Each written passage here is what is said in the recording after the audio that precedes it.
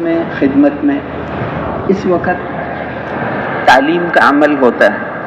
یہ اتنا بڑا عمل ہے کہ اللہ جل شانہ نے خود رسول اللہ صلی اللہ علیہ وسلم کو ایسی مجلسوں میں بیٹھنے کا حکم فرمایا.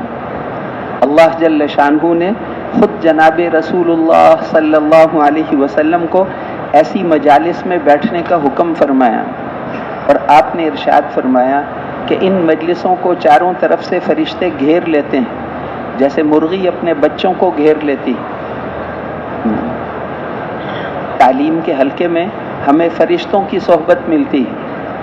آدمی جس کی صحبت میں رہتا ہے اس سے ضرور اثر لیتا ہے، حتیٰ کہ جن جانوروں کے ساتھ رہتا ہے ان کا بھی اثر لیتا ہے. اسی لیے رسول اللہ صلی اللہ علیہ وسلم نے ارشاد فرمایا کہ بکری والوں میں تواضع ہوتی، بکریاں پالنے والوں میں تواضع اور عاجزی ہوتی، اور اونٹ اور گھوڑے والوں میں تکبر اور دل کی سختی ہوتی.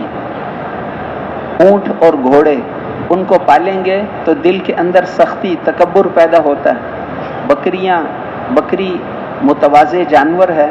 بکریاں چرانے سے کئی صفات پیدا ہوتی، بکریاں چرانے سے چستی پیدا ہوتی، تواضع پیدا ہوتی، عاجزی اور مسکنت پیدا ہوتی، تحمل اور بردباری پیدا ہوتی. بھاگ کر پکڑا اس کو مار بھی نہیں سکتا، مارے گا تو اپنا ہی نقصان ہوگا، پھر اس کو اٹھا کر لے جانا پڑے گا، اس لیے اس کو مار بھی نہیں سکتا. تحمل اور بردباری پیدا ہوگی. اسی لیے اللہ نے سارے نبیوں سے بکریاں چرائی تھیں، سارے نبیوں سے بکریاں چروانے کا کام لیا تھا. تو بہرحال تعلیم کے حلقے میں بیٹھنے سے ہمیں فرشتوں کی صحبت ملتی ہے. اور فرشتوں کی صفات کیا ہیں؟ ایک تو وہ اللہ کی نافرمانی کبھی نہیں کرتے، دوسرے وہ ان میں ادب بہت ہے، اللہ کے دربار میں بولنے میں پہل نہیں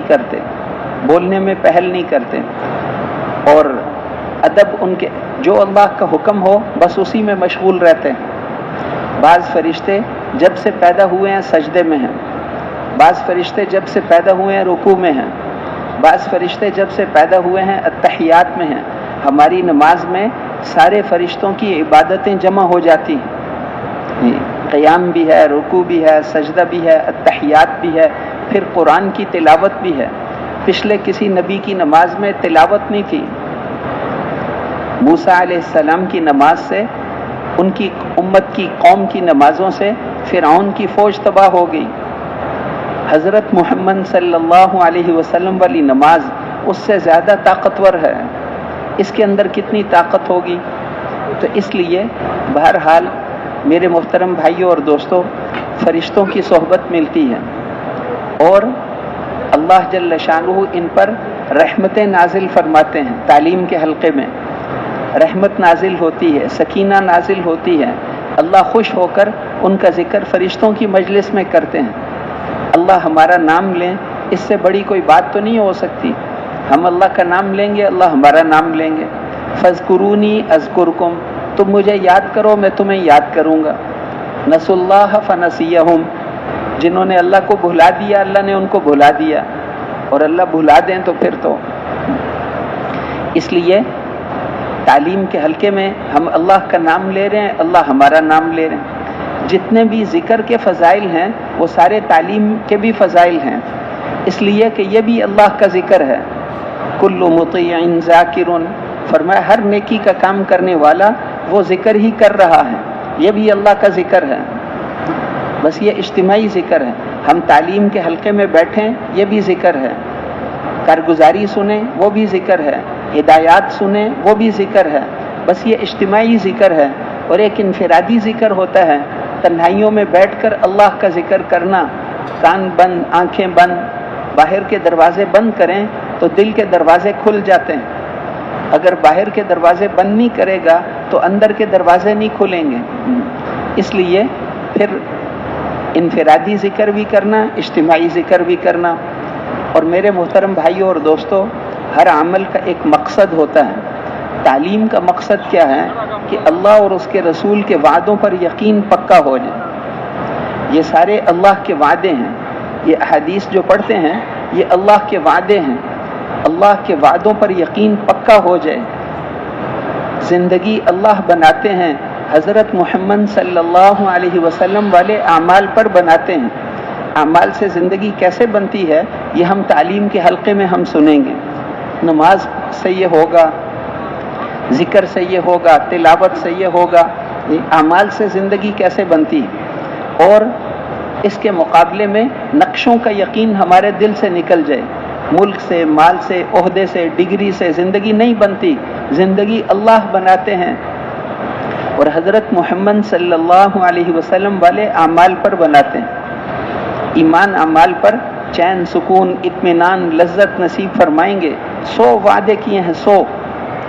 ایمان اور اعمال صالحہ پر قرآن پاک میں پورے 100 وعدے کیے ہیں، اور ان میں سے ہر وعدہ دنیا و ما فیہا سے زیادہ بڑا ہے. ہر وعدہ دنیا سے بڑا ہے. تو ایمان اور اعمال صالحہ پر جو وعدے ہیں ان پر یقین آ جائے. اس لیے کہ جس آدمی کو اللہ کے وعدوں پر یقین ہوگا وہ کبھی عمل میں سستی نہیں کرے گا. سستی وہ کرتا ہے جس کو اللہ کے وعدوں پر یقین نہیں ہے. اللہ نے صرف حکم نہیں دیے، ان احکامات پر وعدے بھی کیے ہیں. نماز پر وعدے ہیں، نظر کی حفاظت کرو اس پر وعدے ہیں، تقوی پر وعدے ہیں. ہر عمل پر وعدے ہیں. جس آدمی کو اللہ کے وعدوں پر یقین ہوگا وہ عمل میں سستی نہیں کرے گا. صحابہ فرماتے تھے نا کہ ہماری زندگی میں ایسا کبھی نہیں ہوا، ہماری زندگی میں ایسا کبھی نہیں ہوا کہ نماز کا وقت آئے اور ہم پہلے سے تیار نہ ہوں. ہماری پوری زندگی میں ایسا کبھی نہیں ہوا کہ نماز کا وقت آئے اور ہم پہلے سے تیار نہ ہوں. ایسا نہیں ہو سکتا کہ نماز کھڑی ہو گئی اور ہم سو رہے ہیں. حضرت عمر رضی اللہ عنہ بے ہوش زخمی کیا تھا، خنجر مار کے زخمی کیا ہوا تھا، خون بہت زیادہ نکل گیا، بے ہوش تھے. اب بہت کوشش کی، پانی ڈالا، ہلاتے ہیں، ہلتے نہیں. پتہ نہیں چل رہا تھا کہ یہ شہید ہو گئے ہیں یا ابھی بے ہوش ہیں. تو حضرت جابر ایک صحابی ہیں، انہوں نے کہا کہ اگر پتہ چلانا ہے تو ان کے کان میں کہو کہ اے امیر المومنین نماز کا وقت ہے. ان کو اس دنیا میں سب سے زیادہ فکر نماز کی ہوتی ہے، دنیا کی سب سے بڑی فکر نماز کی ہوتی ہے. چنانچہ یہی ہوا، جب ان کے کان میں کہا الصلاۃ یا امیر المومنین، امیر المومنین نماز، تو فوراً آنکھیں کھول دی. نماز کا سن کر بے ہوشی بھی ختم ہو گئی. وہ کہا ہاں مجھے نماز پڑھاؤ، دین میں کوئی حصہ نہیں اس کا جو نماز نہ پڑھے. نماز کا سن کر بے ہوشی بھی ختم ہو جاتی تھی. تہجد کی نماز میں جب قرآن پڑھتے تھے تو آخری صف تک رونے کی آواز جاتی تھی، اثر لیتے تھے. تو خیر پہلی بات کیا ہے کہ اللہ کے وعدوں پر یقین پکا ہو جائے. دوسرا مقصد کیا ہے کہ اللہ اور اس کے رسول کے کلام میں نور ہے. اللہ اور اس کے رسول کے کلام میں نور ہے. جتنا ہم اس کو ادب سے، شوق سے، عظمت سے سنیں گے وہ نور ہمارے دل میں آ جائے گا. یہ ہماری زندگی کی سب سے بڑی ضرورت ہے، اس لیے کہ فیصلے دل کرتا ہے اور اندھیرے کے فیصلے غلط ہوتے ہیں. فیصلے تو دل کرتا ہے لیکن اندھیرے کے فیصلے غلط ہوتے ہیں. ایک آدمی کے پاس ایمان کا نور نہیں ہے تو وہ گناہ کو کہے گا کچھ نہیں ہوتا، حالانکہ ہلاک ہو جائے گا. اور دل کے اندر ایمان کا نور نہیں ہے تو بڑے نیک کام کو چھوڑ دے گا. ایمان کی روشنی نہیں ہے تو نفع نقصان میں فرق نہیں کر سکتا. جیسے باہر کی روشنی کے بغیر آنکھ دیکھ نہیں سکتی، نفع نقصان میں فرق نہیں کرتی روشنی کے بغیر، اسی طرح ایمان کی روشنی کے بغیر دل کے فیصلے بھی صحیح نہیں ہوتے. اور ایمان کی روشنی ملتی ہے تعلیم کے حلقے میں. اللہ اور اس کے رسول کے کلام کا جو نور ہے وہ ہمارے دل کے اندر آئے گا. اور تیسرا مقصد یہ ہے کہ ہمارے دل اللہ اور اس کے رسول کے کلام سے اثر لینے والے بنے. جنت کی آیتیں سن کر، جہنم کی آیتیں سن کر ایک صحابی کی جان نکل گئی. عذاب کی آیتیں سن کر حضرت عمر کو بخار ہو گیا. 1 مہینے تک لوگ آ کر تیمارداری کرتے تھے کہ امیر المومنین کو بہت تیز بخار ہے. ان کو یہ پتہ نہیں تھا کہ یہ تو عذاب کی آیتیں سن کر بخار ہو گیا ہے. نماز میں آخری صف تک رونے کی آواز جاتی تھی، قرآن پڑھ کر اتنا روتے تھے۔ تہجد کی نماز میں جب قرآن پڑھتے تھے تو پڑھتے پڑھتے گر جاتے تھے، بیمار ہو جاتے تھے۔ وہ آیت جب نازل ہوئی کہ تم نیکی کے کامل درجے تک نہیں پہنچ سکتے جب تک اپنی پسندیدہ چیزوں کو خرچ نہ کرو، تو حضرت طلحہ نے مسجد نبوی کے سامنے 50,000 کا باغ صدقہ، ایک آیت سن کر 50,000 کا باغ صدقہ کر دی۔ دوسری آیت، اس دن مدینہ میں بہت عجیب حالت تھی، جس کو گھوڑا پسند تھا اس نے اپنا گھوڑا کسی کو دے دی، جس کو اپنی چادر پسند تھی وہ کسی یتیم کو دے آیا، جس کو باندی پسند تھی باندی دے دی، جو چیز پسند تھی وہ دے دی، مچھلی پسند ہے مچھلی دے دی۔ اس لیے جو چیز پسند ہے وہ اللہ کے نام پر دے دو۔ دوسری آیت نازل ہوئی، من ذا الذی یقرض اللہ قرضا حسنا، کون ہے جو اللہ کے نام پر قرض حسنہ دے گا؟ مطلب یہ ہے خرچ کرو۔ تو حضرت ابو دحدہ ایک صحابی تھے، انہوں نے کہا اللہ کے رسول، میرا ایک باغ ہے جس میں 600 کھجوروں کے پھل دینے والے درخت لگے ہوئے ہیں، موجود ہیں، اسی میں گھر بھی ہے، وہ باغ اور وہ گھر میں نے اللہ کو دے دیا۔ آپ نے فرمایا کہ ہاں ہاں میں دیکھ رہا ہوں، کم من عزق رداہ ودار فیاح لأبی الدحداہ فی الجنہ، جنت کے بہت سارے باغات اور بہت سارے محلات اس کے بدلے میں اللہ نے تمہیں دے دیے ہیں، دے دیے ہیں۔ تو اللہ اور اس کے رسول کی باتوں سے اثر لینا، ہمارے دل بھی اثر لینے والے بن جائیں، تاکہ ہمیں شوق پیدا ہو اور ہم دین کو سیکھ کر صحیح شکل کے ساتھ کریں۔ وضو کو سیکھنا، نمازوں کو سیکھنا، ہاں اچھے طریقے سے۔ عبداللہ ابن عباس نے وضو اللہ کے رسول سے سیکھا، پھر حضرت ابوبکر سے سیکھتے رہے، پھر حضرت عمر کے ساتھ چمٹے رہتے تھے، پھر حضرت عثمان، پھر حضرت علی خلیفہ بنے۔ تو وہ کہتے ہیں حضرت علی جب خلیفہ تھے، وہ جب وضو کرتے تھے تو میں سیکھنے کی نیت سے بیٹھ جاتا تھا، یہ میرے سے زیادہ پرانے ہیں، ہاں ان کو میرے سے زیادہ باتیں پتہ ہوں گی۔ 30 سال ہو گئے ہیں وضو سیکھ رہے ہیں، نماز سیکھ رہے ہیں، یہ سیکھنے کی چیزیں ہیں۔ ہاں دکان کھولی نہ کھولی کوئی بات نہیں، لیکن نماز میں کمی نہ آئے، مسئلے تو اس سے حل ہوں گے۔ تو میرے محترم بھائیوں اور دوستوں، تعلیم کا مقصد کیا عرض کیا کہ اللہ اور اس کے رسول کے وعدوں پر یقین پکا ہو جائے، اور اللہ اور اس کے رسول کے کلام کا نور ہمارے دل کے اندر پیدا ہو جائے، اور تیسرے یعنی بار بار سننے سے اللہ اور اس کے رسول کے کلام میں جو نور ہے وہ ہمارے دل میں آ جائے، اور تیسرا یہ ہے کہ اللہ اور اس کے رسول کے کلام سے ہمارے دل اثر لینے والے بن جائیں بس۔ اور ہر عمل کے آداب ہوتے ہیں، ہر عمل کے آداب ایسے ہیں جیسے نماز کے لیے وضو ہے، جیسے وضو کے بغیر نماز قبولیت والی نہیں بنتی، ایسے آداب کی رعایت کے بغیر عمل قبولیت والا نہیں بنتا۔ آداب میں سے کیا ہے کہ تعلیم کے حلقے میں جم کر بیٹھنا، تعلیم کے حلقے میں جم کر بیٹھنا، اور شروع سے لے کر آخر تک گھنٹہ سوا گھنٹے کا عمل ہوتا ہے۔ 4:15 بجے عصر کی اذان 4:15 بجے ہوتی ہے، 4:15 سے 10 منٹ پہلے آپ کو چھوڑ دیں گے، 1 گھنٹہ عمل رہ گیا ہے، 1 گھنٹہ 5-6 منٹ، بس اتنی دیر کا عمل ہے۔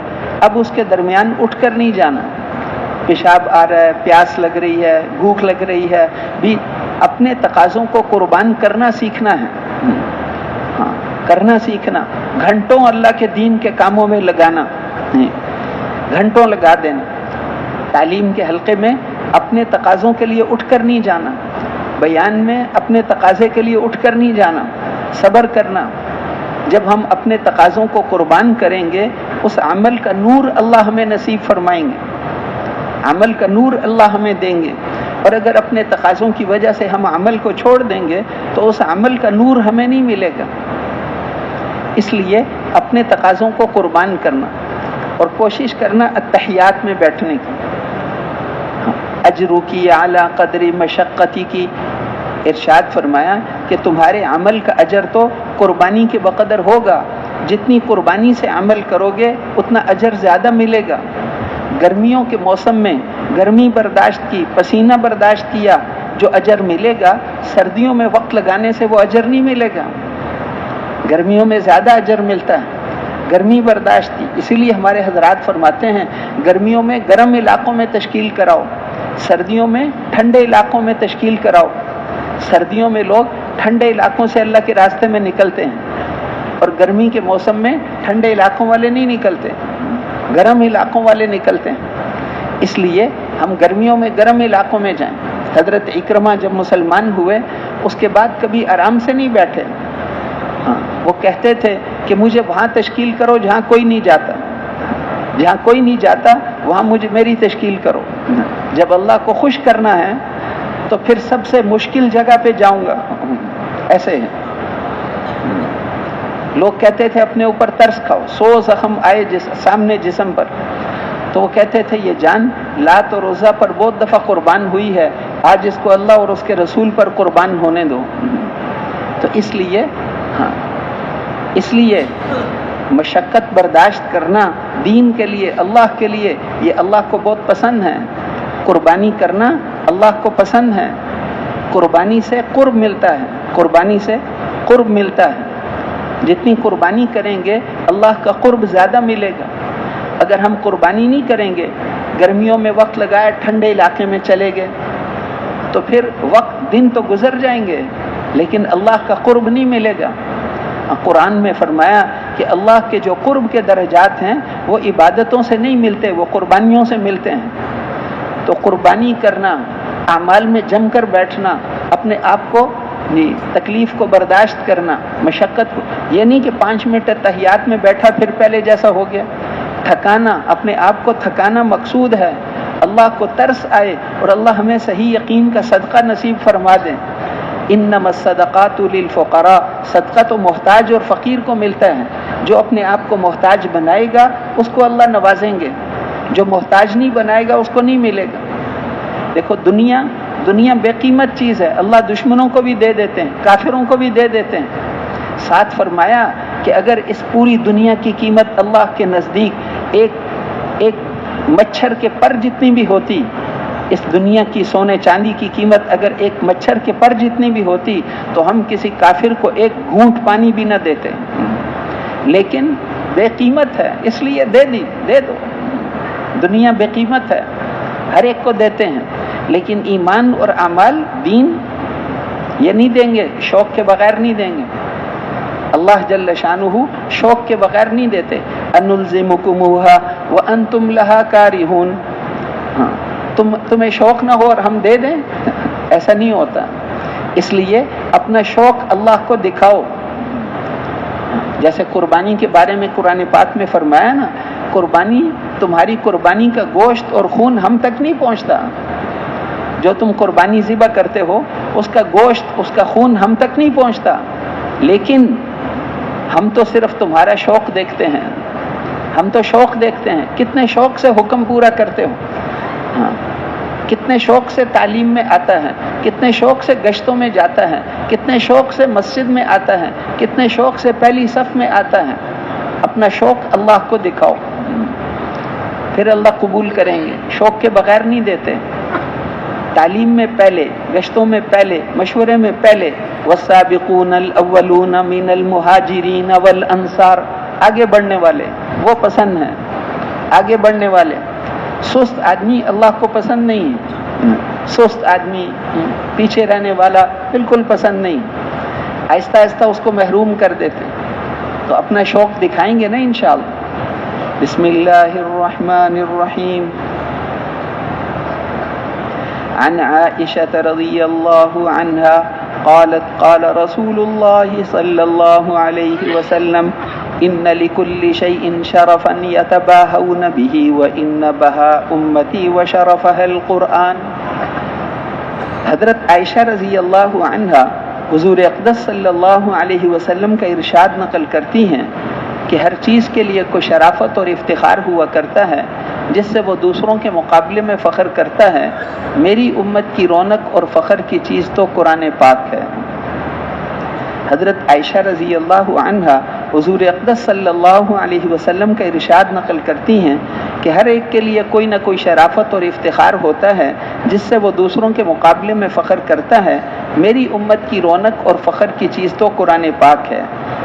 یعنی میری امت اس پر فخر نہیں کرے گی کہ ہم پٹھان ہیں، میری امت اس پر نہیں فخر کرے گی اپنی ہم بروہی ہیں، ہم بلوچ ہیں، ہم راجپوت ہیں، ہم فلاں چیز ہیں، اس پر نہیں فخر.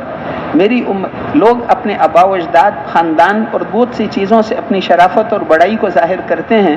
میری امت کے لیے فخر کا ذریعہ کلام اللہ شریف ہے کہ یہ اتنا پڑھتا ہے، میں اس سے زیادہ پڑھتا ہوں. ہاں، صحابہ میں سے جو حافظ نہیں تھے، روایتوں میں آتا ہے صحابہ میں سے جو حافظ نہیں تھے وہ ایک منزل قرآن روزانہ پڑھتے تھے. 5-6 پارے کی ایک منزل ہوتی، اتنا پڑھتے تھے غیر حافظ. اور حافظ جو تھے وہ تو اس سے زیادہ پڑھتے تھے.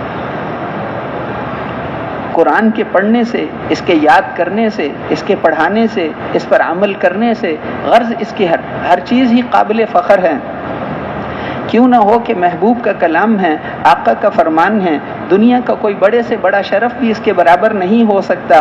دنیا کے جس قدر کمالات ہیں وہ آج نہیں تو کل زائل ہونے والے ہیں، لیکن قرآن پاک کا شرف اور کمال دائمی ہیں، کبھی بھی ختم ہونے والا نہیں. قرآن پاک کے چھوٹے چھوٹے اوصاف بھی ایسے ہیں کہ فخر کے لیے ان میں سے ہر ایک کافی ہے، چہ جائے کہ اس میں وہ سب اوصاف کامل طور پر پائے جاتے ہیں.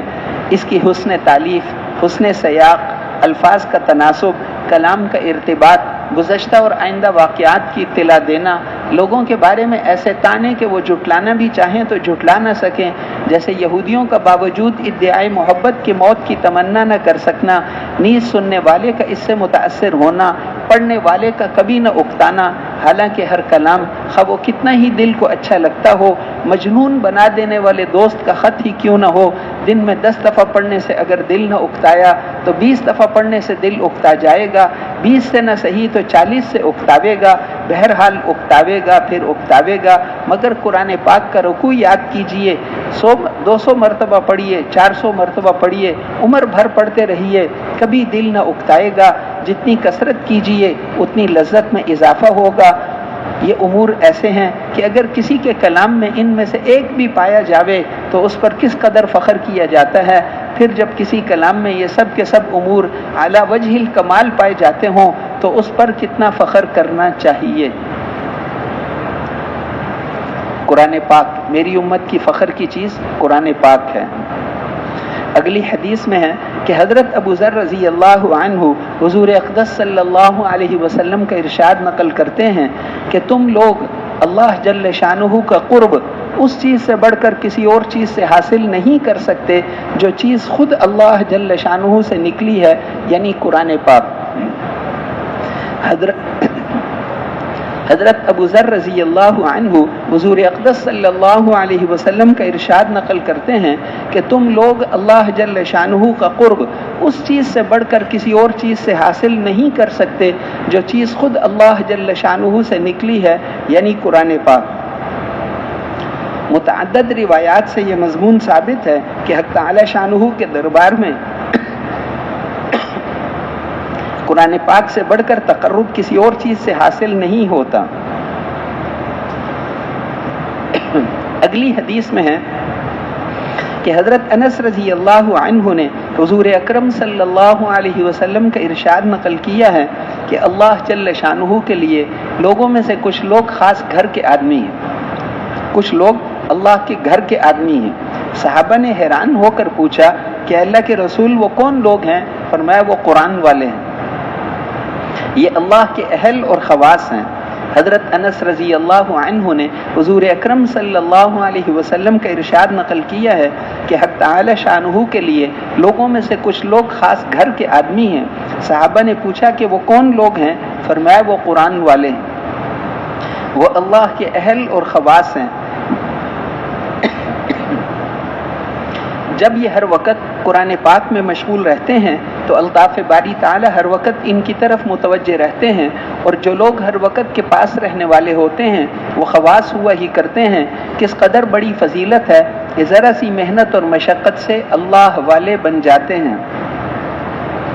اگلی حدیث میں ہے کہ حضرت فضالہ بن عبید رضی اللہ عنہ نے हुजूर अकरम सल्लल्लाहु अलैहि वसल्लम का इरशाद नकल किया है कि अल्लाह जल्ल शानुहु कुरान पढ़ने वाले की आवाज़ की तरफ उस शख्स से ज़्यादा मुतवज्जे होते हैं जो अपने गाने वाली बांदी का गाना सुन रहा हो।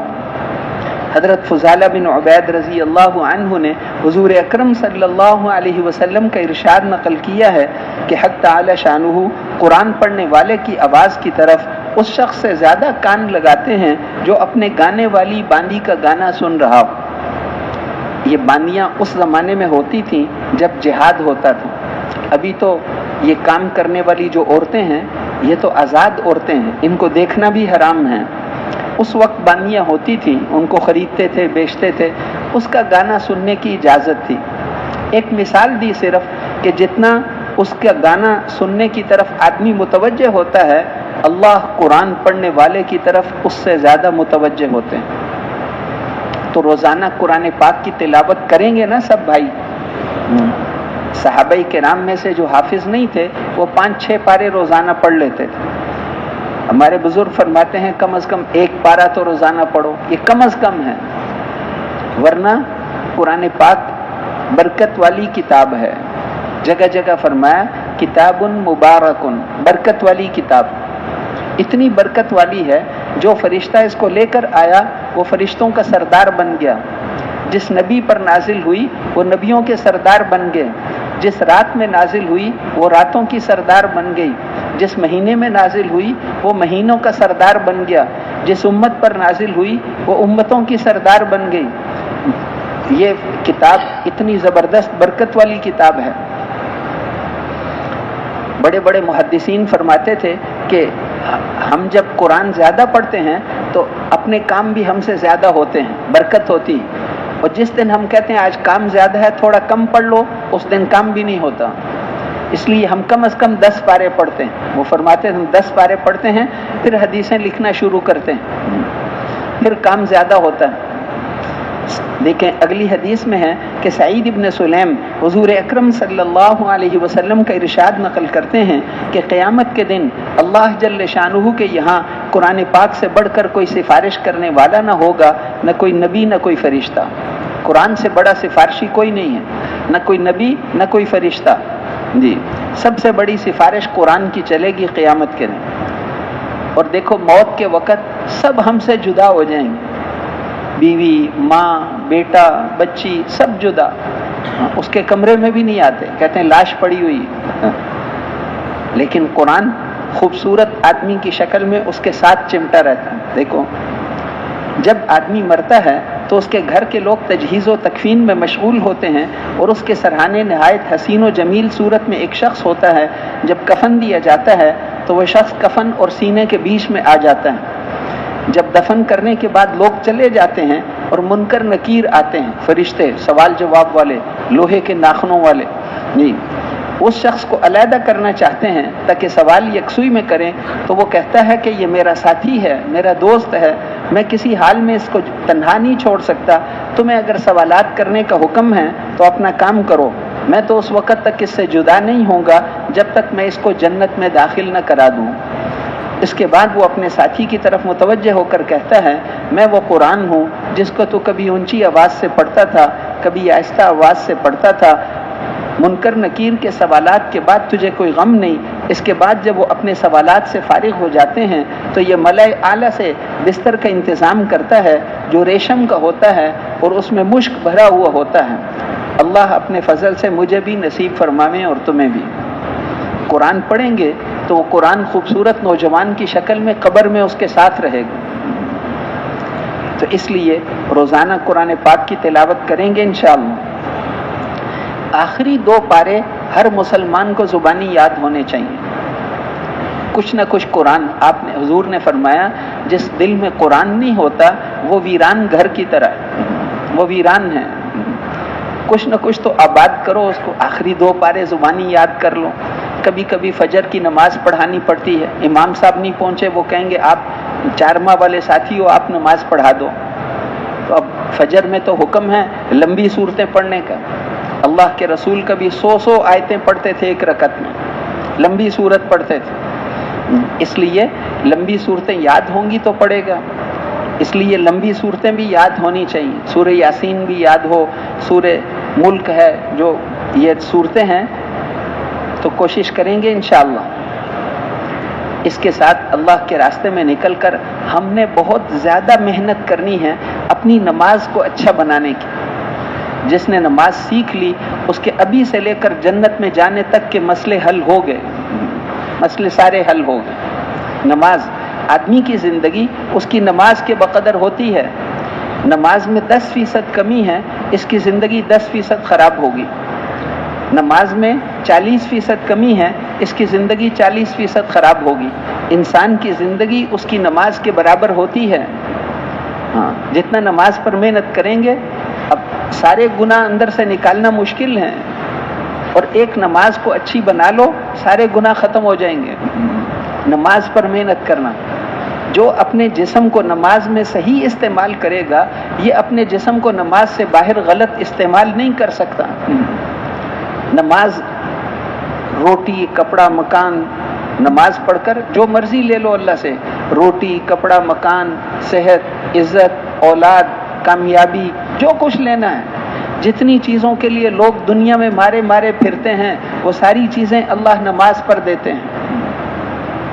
ملکوں میں جاتے ہیں کمانے کے لیے, کتنی تکلیفیں برداشت کرتے ہیں, نماز پر یہ ساری چیزیں اللہ دیتے ہیں.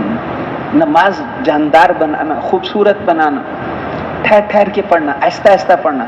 الحمدللہ رب العالمین, تیز تیز پڑھی تو اٹھا کے منہ پہ مار دیں گے, آہستہ آہستہ.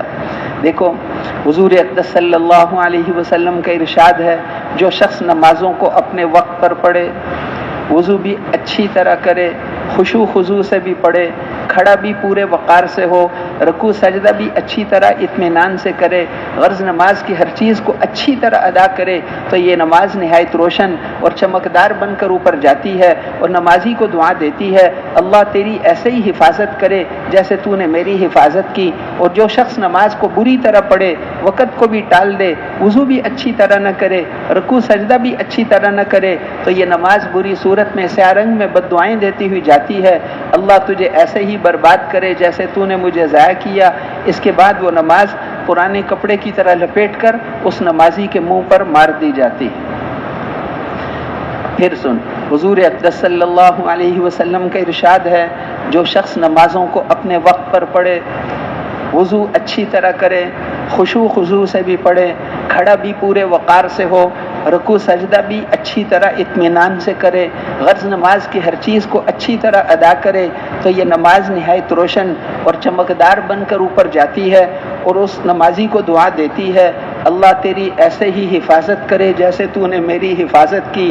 اور جو شخص نماز کو بری طرح پڑھے, وقت کو بھی ٹال دے, وضو بھی اچھی طرح نہ کرے, رکوع سجدہ بھی اچھی طرح نہ کرے, تو یہ نماز بری صورت میں سیاہ رنگ میں بد دعائیں دیتی ہوئی اوپر جاتی ہے. اللہ تجھے ایسے برباد کرے جیسے تو نے مجھے ضائع کیا. اس کے بعد وہ نماز پرانے کپڑے کی طرح لپیٹ کر اس نمازی کے منہ پر مار دی جاتی ہے. دوسری حدیث میں ہے کہ جو نماز خشوع خضوع سے پڑھی جاتی ہے, آسمانوں کے دروازے اس کے لیے کھل جاتے ہیں, وہ نہایت نورانی ہوتی ہے, اور نمازی کے لیے حق تعالی شانہ کی بارگاہ میں سفارشی بنتی ہے. حضور صلی اللہ علیہ وسلم کا ارشاد ہے, جس نماز میں رکوع اچھی طرح نہ کیا جائے کہ کمر پوری جھک جائے, اس کی مثال تو اس عورت جیسی ہے جو حاملہ ہو اور جب بچہ پیدا ہونے کا وقت قریب آئے تو اسقاط کر دے. 9 مہینے بچے کا بوجھ بھی اٹھایا اور بچہ پیدا ہونے سے پہلے اس کو ضائع کر دی. ایک حدیث میں ہے کہ بہت سے روزے دار ایسے ہیں جن کو روزے سے سوائے بھوکا اور پیاسا رہنے کے کچھ ملتا نہیں, اور بہت سے شب بیدار ایسے ہیں جن کو جاگنے کے علاوہ کوئی چیز نہیں ملتی. ایک حدیث میں ہے, رب مصل والصلاۃ تلعنہ, بہت سارے نمازی ان کی نماز ان پر لعنت کرتی. کیوں؟ اچھی طرح نہیں پڑھا, اچھی طرح نہیں پڑھا, جلدی جلدی جلدی جلدی, ایسے جلدی جلدی نہیں پڑھنی. دیکھو اگلی حدیث, اس کو نماز میں چوری کرنے والا بتایا ہے جو رکوع اچھی طرح نہیں کرتا, سجدہ اچھی طرح. ایک حدیث میں ہے, حق تعالی شانہ اس نماز کی طرف توجہ ہی نہیں فرماتے, حق تعالی شانہ اس نماز کی طرف توجہ ہی نہیں فرماتے جس میں رکوع سجدہ اچھی طرح نہ کیا جائے, آرام تسلی سے. ایک اور حدیث میں ارشاد نبوی ہے کہ ایک آدمی 60 سال تک نمازیں پڑھتا رہتا ہے مگر ایک نماز بھی قبول نہیں ہوتی. اس لیے کہ کبھی رکوع اچھی طرح کرتا ہے تو سجدہ ٹھیک نہیں کرتا، کبھی سجدہ ٹھیک کرتا ہے تو رکوع پورا نہیں کرتا، سارا پورا کرنا ہے۔ ہاں، اس لیے کھانا بھی تھوڑا کم کھائے تاکہ نماز اچھی ہو جائے۔ ہر ایسا کام کرنے سے بچے جس سے نماز میں کمی آئے۔ اپنی نماز کو خوبصورت بنانا، نماز کے اندر 3 پابندیاں اپنے اوپر لگانی، ہاتھوں کو نہیں ہلانا، جہاں ہاتھ رکھے ہیں اس کو نہیں ہلانا۔ بعض لوگ نماز پڑھتے ہوئے کبھی یہاں خارش کرتا ہے، کبھی ادھر خارش کرتا ہے۔ رب العالمین کے سامنے کھڑا ہے، کسی وزیر کو ملنے جاؤ وہاں خارش نہیں کرتے، وہ تو منی کے قطرے سے بنا ہوا ایک ناپاک انسان ہے، میں تو نماز میں رب العالمین کے سامنے کھڑا ہوں۔ رب العالمین کے سامنے 7 آسمان اور زمینوں کی ساری مخلوق اس کے بندے اور غلام ہیں، اس کے سامنے کھڑا ہوں۔ مقرب ترین فرشتے اور مقرب ترین انبیاء اس کی غلامی پر فخر کرتے ہیں۔ تو نماز میں عاجزی ہو، نماز کے اندر حرکت نہیں، اپنے ہاتھ کو اپنی جگہ سے نہیں ہلانا۔ ہاں، اور ایک پابندی ہاتھوں پر، دوسری پابندی نظر پر۔ یہ نہیں کہ نماز میں کھڑا ہے، بیگ پہ کیا لکھا ہوا ہے وہ پڑھ رہا ہے، یا کون آ رہا ہے کون جا رہا ہے، ادھر بالکل دھیان نہ ہو۔ قیام میں سجدے کی جگہ نظر ہو، اور رکوع میں پاؤں پہ، تحیات میں اپنی گود میں، اور سلام پھیرتے ہوئے صرف اپنے کندھے تک، آگے بھی نہیں دیکھنا۔ اور تو ہاتھوں پہ پابندی، نظر پہ پابندی، اور تیسرا کام کیا ہے کہ دھیان پر پابندی۔ ہر رکن میں یہ سوچے کہ اللہ مجھے دیکھ رہے ہیں، جو میں پڑھ رہا ہوں سن رہے ہیں، اللہ مجھے دیکھ رہے ہیں، اس وقت اللہ مجھے دیکھ رہے ہیں، جو میں پڑھ رہا ہوں سن رہے ہیں۔ بس یہ کم سے کم درجہ ہے۔ اعلیٰ درجہ یہ ہے، فرمایا کہ ان تعبد اللہ کأنک تراہ، ایسے نماز پڑھو، ایسے عبادت کرو جیسے تم اللہ کو دیکھ رہے ہو۔ یہ درجہ ہونا چاہیے۔ یہ نہیں ہے تو کم از کم اتنا تو پیدا کرو کہ اللہ مجھے دیکھ رہے ہیں، یہ تو کم از کم ہے۔ ہونا تو یہ چاہیے کہ میں دیکھ رہا ہوں، کوشش کرو گے تو وہ بھی مل جائے گا۔ کم از کم اتنا تو ہو کہ اللہ مجھے دیکھ رہے ہیں۔ یہ 3 پابندیاں نئے آدمی کے لیے، نیا ساتھی پہلی دفعہ آیا اس کے لیے پہنچنا یہاں تک ہے کہ اللہ اکبر سے لے کر سلام پھیرنے تک ہمیں سب کچھ بھول جائے سوائے اللہ کے۔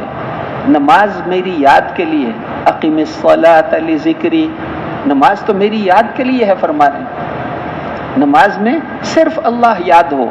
نماز کے بعد بیان کرنا ہے، کیا بات کرنی ہے یہ نہ سوچے، بس نماز کے اندر، اور یہاں سے شروع کرنا ہے، نماز سے پہنچنا ہم نے یہاں تک ہے کہ 24 گھنٹے ہمارا دھیان اللہ کی طرف، بیوی کے پاس بیٹھے ہوں دھیان ضرور اللہ کی طرف ہونا چاہیے، بازار میں ہوں، عرش میں ہوں، مجمع میں ہوں، تنہائیوں میں ہوں، دشمنوں کے پاس ہوں، دوستوں کے پاس ہوں، دھیان ہمارا اللہ کی طرف۔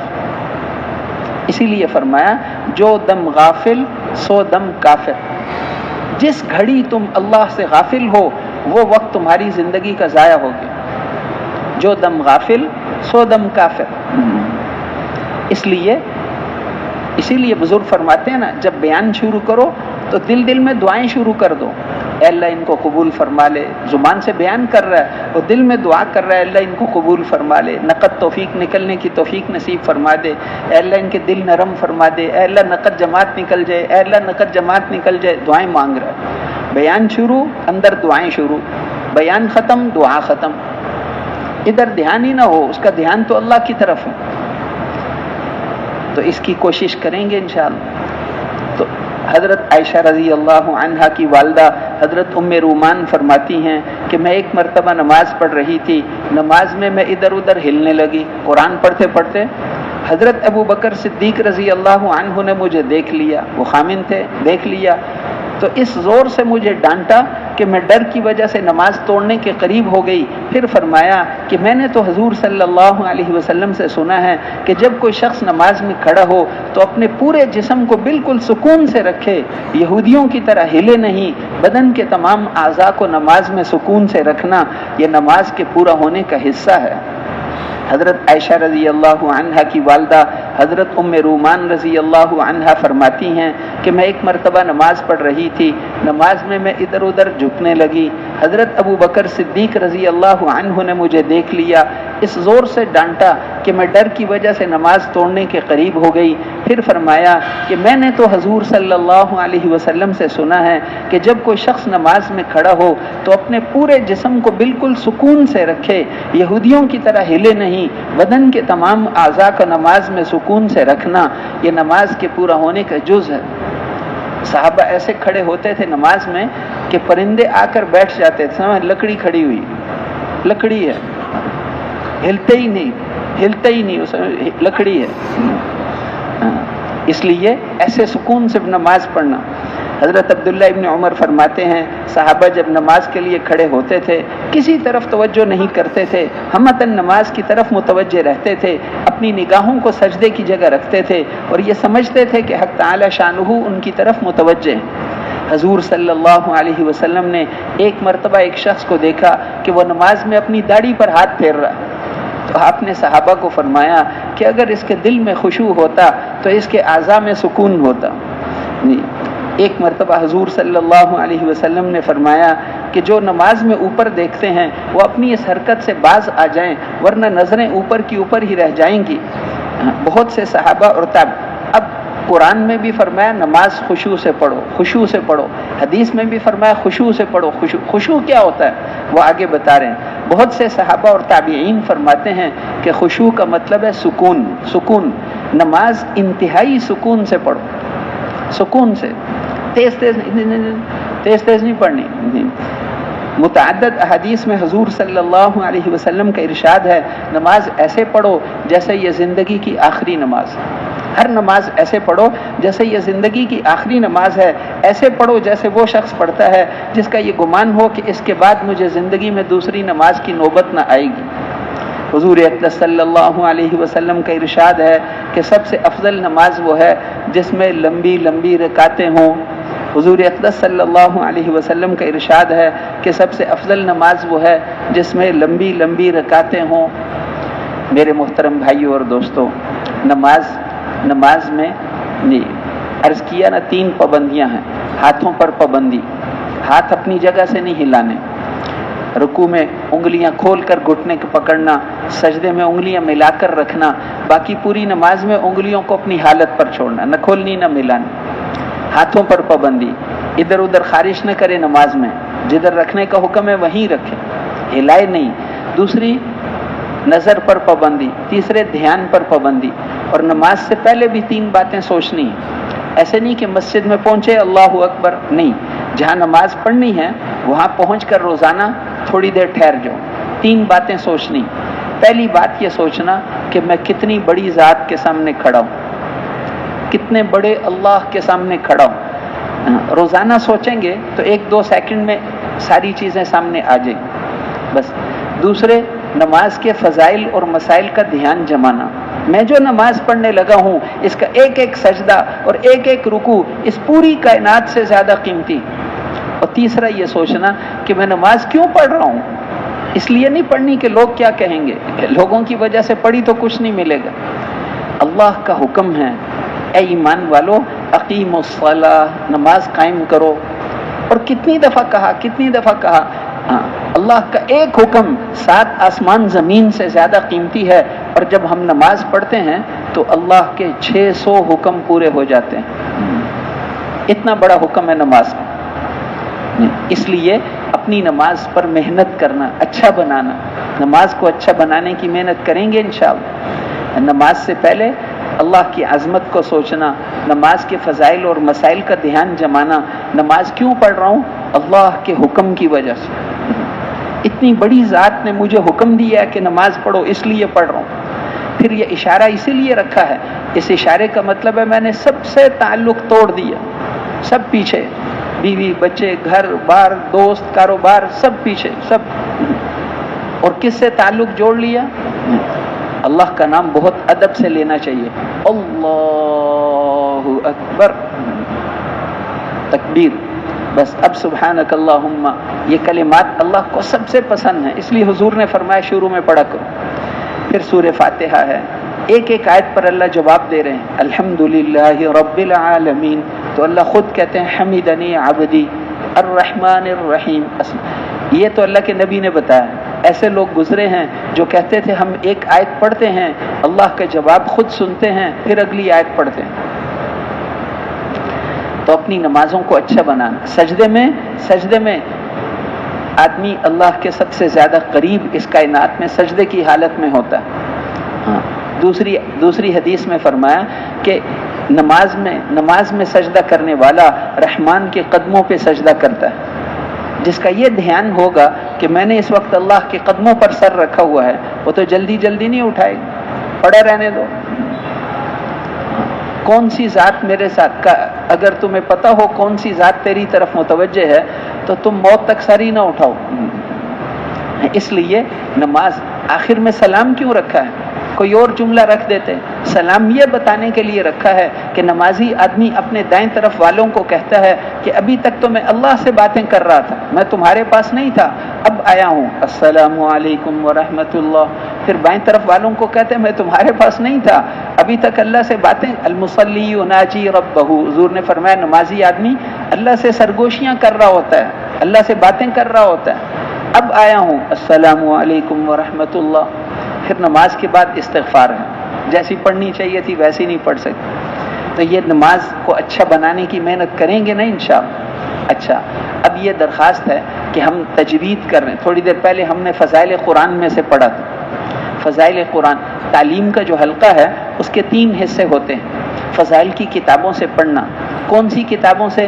بزرگوں نے مقرر کر کے بتائی ہیں. یہ فضائل اعمال ہے, اس میں فضائل قرآن سے پڑھیں گے, فضائل نماز سے پڑھیں گے, فضائل ذکر, فضائل تبلیغ, یہ مسلمانوں کی موجودہ پستی, یہ جو کتابیں اس میں ہیں بس انہی میں سے. اور یہ فضائل صدقات ہے, اس میں سے بھی 2 حصے ہیں, تھوڑا اس میں سے بھی پڑھیں بس. فضائل کی کتابیں تو دنیا میں بہت ہیں, لیکن ہم نے ان کتابوں میں سے پڑھنا ہے جو بزرگوں نے بتائی ہیں, تاکہ ایک ترتیب پر کام ہو تو اس میں مدد زیادہ ہوتی ہے اللہ کی. اس لیے اور پڑھنے کا طریقہ کیا ہے کہ ہر ساتھی باری باری پڑھے. ایسا نہیں کرنا کہ جماعت میں ایک ماسٹر صاحب ہیں یا عالم ہیں روز وہی پڑھیں, نہیں. ہم سب سیکھنے آئے ہیں. ہر ساتھی ہر کام کرے تاکہ ہم سیکھ لیں. سیکھیں گے تو کریں گے نا. اس لیے ہر ساتھی باری باری پڑھے, اور جب پڑھے تو ہر باب میں سے 4 حدیثیں پڑھ لیں, 4-5 حدیثیں پڑھ لیں. فضائل قرآن میں سے 4-5 حدیثیں پڑھ لیں. پھر 2-4 جملے اپنی طرف سے بھی کہہ دے جس سے تلاوت کا شوق پیدا ہو. پھر فضائل نماز میں سے 4-5 حدیثیں پڑھ لیں. پھر نماز پر محنت کا جذبہ بنانے والے 2 جملے کہہ دے. اگر اپنی بات بالکل نہیں کرے گا تو ساتھی متوجہ نہیں ہوں گے. حضرات فرماتے ہیں کہ ایسا نہیں کرنا کہ اپنی بات بالکل نہ کرے, صرف پڑھتا رہے تو ساتھی متوجہ نہیں ہوں گے. اور اپنی بات زیادہ کرے, ایسا بھی نہیں کرنا. نہیں, 4-5 حدیثیں پڑھی ایک باب میں سے, 2-4 جملے اپنی طرف سے شوق دلانے والے, ابھارنے والے کہتے, پھر اگلا باب, پھر اگلا. اور تعلیم کے دوران ایک گشت بھی ہوتا ہے, تعلیمی گشت. 2 ساتھی ایک طرف بھیجے, وہ واپس آ گئے, دوسری طرف 2 ساتھی بھیج دیے, وہ 10 منٹ سے زیادہ نہ کریں, وہ واپس آ گئے تو 2 ساتھی مسجد کے تیسری طرف بھیج دیے. چاروں طرف گشت میں, تاکہ قریب والوں کو لا کر گشت میں تعلیم میں شریک کرتے رہیں. کریں گے انشاءاللہ. اب تھوڑی دیر آپس میں تجوید پھر آگے پڑھتے ہیں, ابھی تعلیم چل رہی ہے. آگے فضائل ذکر میں سے پڑھیں گے انشاءاللہ, پھر فضائل تبلیغ میں سے تھوڑی دیر آپس میں تجوید. 3 ساتھی مل کر آپس میں تجوید کر لیں گے, سورہ فاتحہ اور آخری 10 سورتیں. پھر آگے پڑھتے ہیں انشاءاللہ, تجوید کر لیں گے.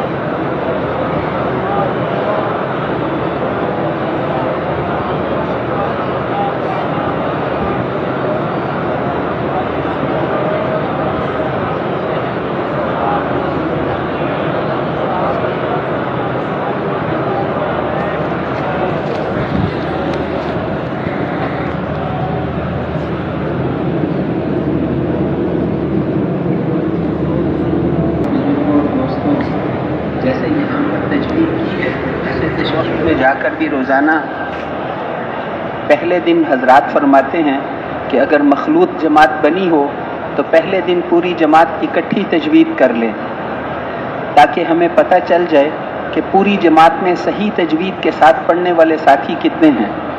اگر پوری جماعت میں صحیح تجوید کے ساتھ پڑھنے والا ایک ساتھی ہے تو ہم روزانہ تجوید کا ایک ہی حلقہ لگائیں۔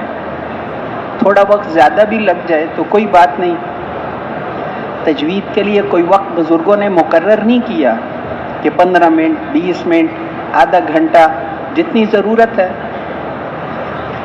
اور اگر 2 ساتھی صحیح تجوید سے پڑھنے والے ہیں تو 2 حلقے، 3 ہیں تو 3 حلقے، 4 ہیں تو 4 حلقے، جتنے صحیح تجوید کے ساتھ پڑھنے والے ساتھی ہیں اتنے حلقے ہم تجوید کے لگائیں۔ اور یہاں پر تجوید تعلیم میں رکھی، اس کا مقصد ہے کہ ہمیں صحیح پڑھنے کا شوق پیدا ہو جائے۔ یہاں تو موٹی موٹی غلطیاں ٹھیک ہو جائیں گی، پھر مقام پر جا کر اپنے محلے کے قاری صاحب سے ہم وقت لے لیں، 20 منٹ روزانہ مجھے دے دیجئے، میں نے آپ کو اپنا سبق سنانا ہے، تجوید ٹھیک ہو جائے۔ قرآن پاک کل 29 حرفوں سے مل کر بنا ہے، ان میں سے اکثر حروف آسان ہیں، آدمی پہلی دفعہ بھی سیکھ جاتا ہے۔ تھوڑے سے حروف ایسے ہیں جن کی آواز آپس میں ملتی جلتی ہے، سین، صاد، ثا، یا کچھ ان میں سے مشکل ہے ان کی ادائیگی، ولا الضالین، اسی طرح اب ان کو تھوڑا سا سیکھنا پڑتا ہے بس، باقی تو آسان، آدمی نیت کر لے تو تجوید سیکھنا آسان ہے۔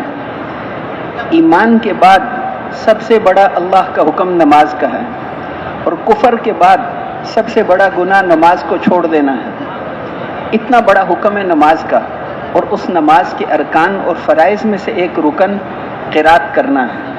اگر قرات صحیح نہیں ہوگی تو نماز کی قبولیت میں کمی آئے گی۔